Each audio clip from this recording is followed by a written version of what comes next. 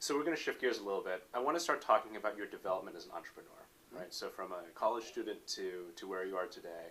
And I'm going to start with a very sensitive question. Okay. So you were replaced as CEO. That is true. And you're a CEO now today. That is true. What happened? What happened? That's interesting. I never thought about that. Maybe I might be one of the only people who could say they're an ex-CEO. Mm-hmm.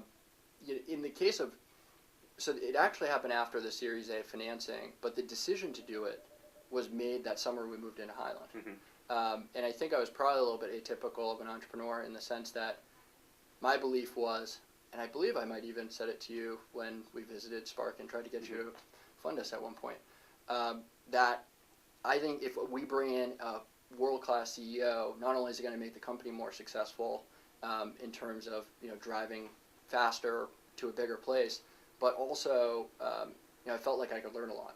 And what I found was both things actually happened when we brought in a CEO. Deb, who came on board, continues to be a mentor. She's the chairman of the board. She participated in this round of funding. And she's also a mentor for me on the side. And she, I think, helped us figure out that the model that we were in was not the right one. And I think helped me figure out what were some of the things that could give this better experience direct to consumer. And, I wonder in retrospect, had we not brought Deb in, would I have had the confidence to say to the board, we need to go this other direction, which was a huge leap of faith at the time. But did Deb say that? So to the board? Deb and I did it together, but I think Deb had the confidence and I think the experience to say this is the right thing to do and we need to do it as hard as it is.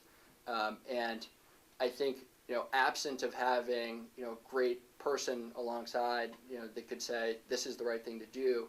I think sometimes as a first-time CEO, entrepreneur, it's hard to tell what's the norm. What would an experienced CEO do in this situation? And I think, one of the things is those decisions, what I'm finding over time is that a lot of decisions you make as CEO are decisions that are either too ambiguous for someone else to make or too difficult and that it's, you have to make that decision. And I think I learned a lot from Deb about that. And so how did you end up becoming CEO again?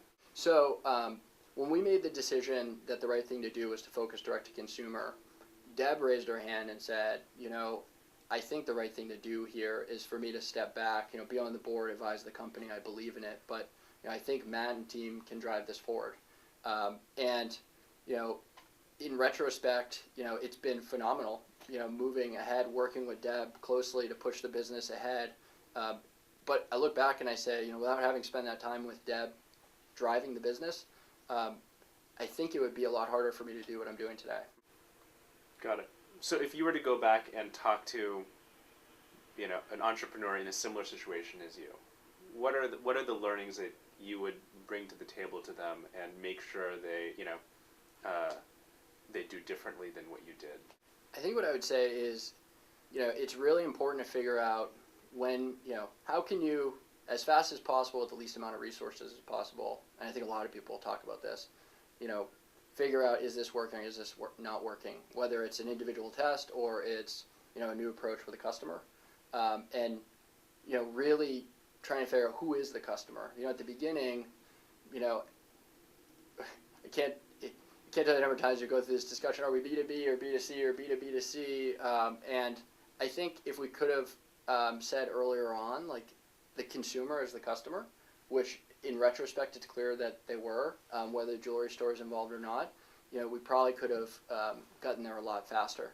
I think the bigger, more macro lesson there is, anytime you're hedging your bets, you're I think, probably acting suboptimally in one way or another, opposed to sort of going in one direction. So the sooner you can, learn what the right direction is or what you believe is the right direction, the better. I think the other piece is, but I think a common piece of advice is, it's all about the people that you have. I think one of the things that makes us so special is we have this really interesting, unique balance between, jewelry experience and technology experience and commerce experience. And I think making sure that you don't just hire people that are the absolute best technically at whatever they do, but also a good fit for the team is extremely important because, those days, when you're sitting here talking to Rob Go, having the confidence that the team back in the office is driving in the right direction, and making decisions the same way you would want to make decisions is really, really powerful and important.